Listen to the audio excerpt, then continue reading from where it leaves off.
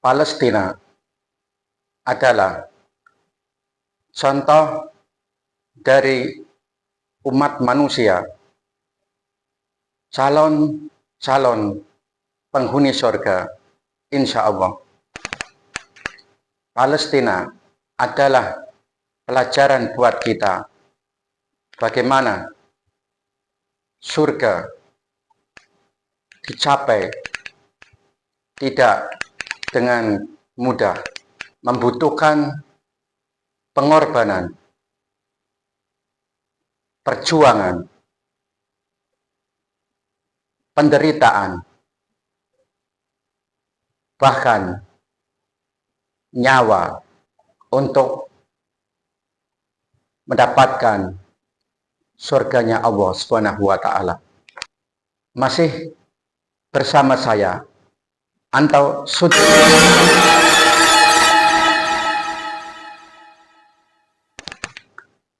Assalamualaikum warahmatullahi wabarakatuh. Selamat pagi, selamat hari Minggu, selamat berweekend ria. Jangan lupa untuk sholat subuh.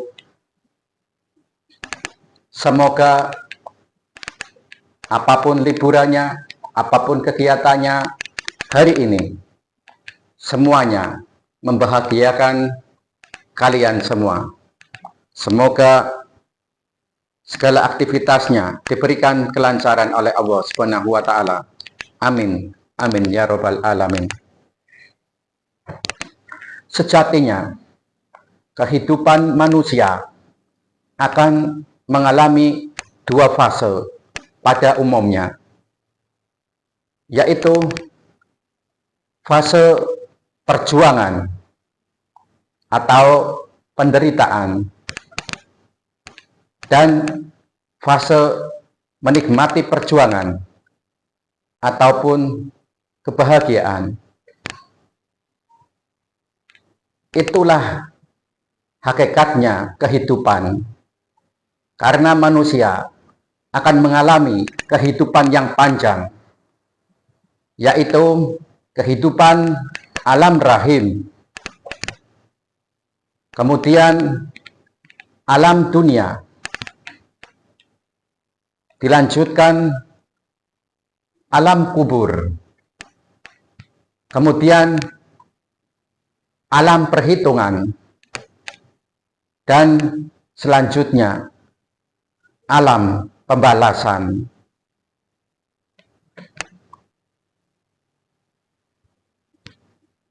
Sesungguhnya Allah menciptakan surga dan neraka, semuanya tunduk dan patuh kepada Allah.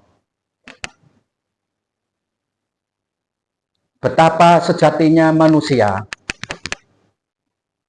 tinggal pilihan kita mau menderita di alam dunia, dalam artian entah itu menderita untuk ibadah, untuk sholat 5 waktu, untuk sedekah, untuk membantu orang lain, bahkan untuk ditekan oleh makhluk Allah yang lain, untuk dijerumuskan ke dalam akidah yang lain. Semuanya diserahkan kepada kita pilihannya. Jika engkau kuat dan sabar menghadapi semua ujian, entah itu penderitaan, entah itu kelaparan, entah itu ketakutan, entah itu kegelisahan, bahkan mengalami penindasan dari orang-orang yang zalim. Sejatinya penduduk negeri Palestina adalah contoh yang bisa kita lihat secara langsung untuk kita manusia modern ini. Bagaimana surga diraih dengan penuh perjuangan, tidak mudah. Apakah engkau mengira bahwa engkau akan masuk surga dengan mudah, padahal belum datang kepada Anda ujian penderitaan, ujian kelaparan, ujian ketakutan, bahkan ujian pembunuhan oleh orang-orang yang zalim. Bahkan kita mengira bahwa waktu lahir menjadi anak orang kaya raya, ketika anak-anak semua terpenuhi kebutuhannya karena orang tuanya kaya, kemudian waktu dewasa, usahamu menjadi sukses lancar tanpa hambatan, dan selalu berfoya-foya, kemudian mati masuk surga. Apakah Anda mengira akan seperti itu? Sesungguhnya itu adalah ungkapan-ungkapan yang menjerumuskan Anda semua.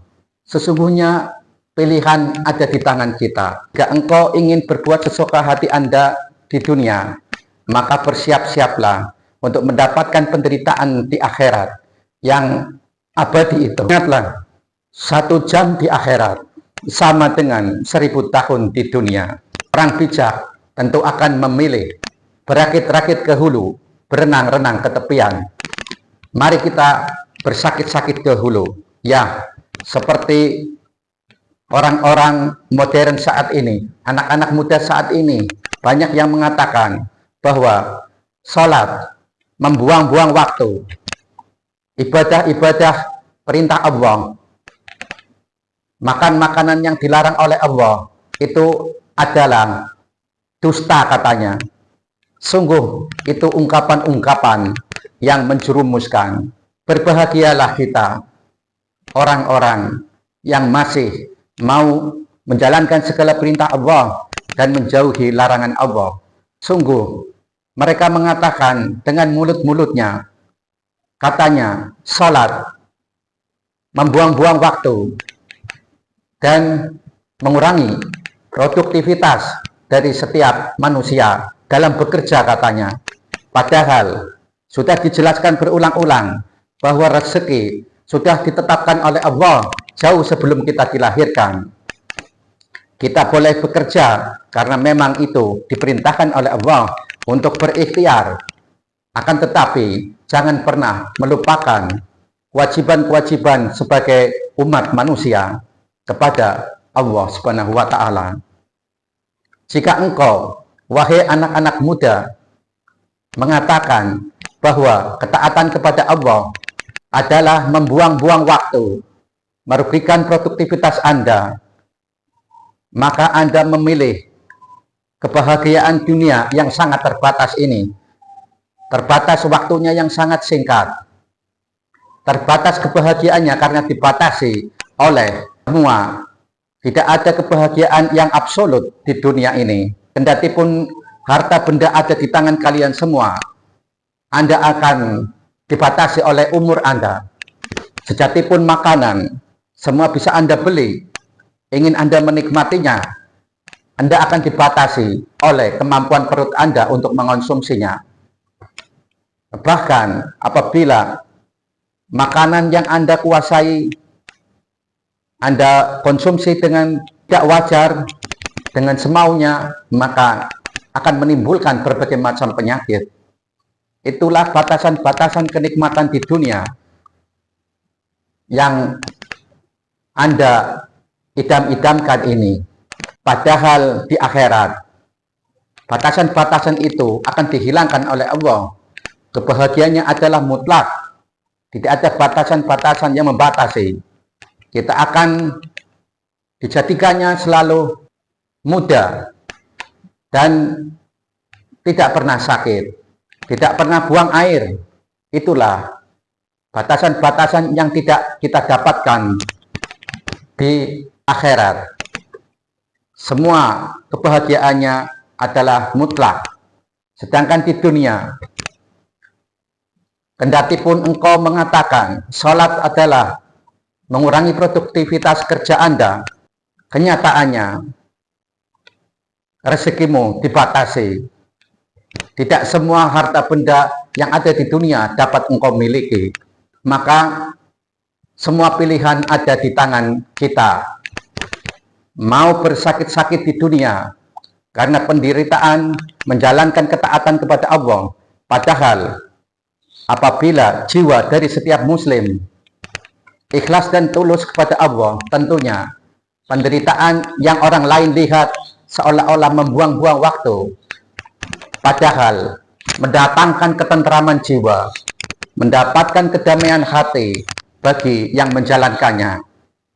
Itulah jika kita memilih penderitaan di dunia, maka sungguh warga Palestina adalah contoh bagi kita semua. Sebuah ayat yang ditunjukkan oleh Allah kepada kita bahwa sorga tidak mudah untuk kita dapatkan. Perlu perjuangan. Tidak seperti anggapan orang-orang yang mengatakan bahagia di dunia dan bahagia di akhirat. Wallahu a'lam. Itulah keinginan manusia. Tetapi secara umum kita disuruh memilih mau menderita di dunia ataupun menderita di akhirat.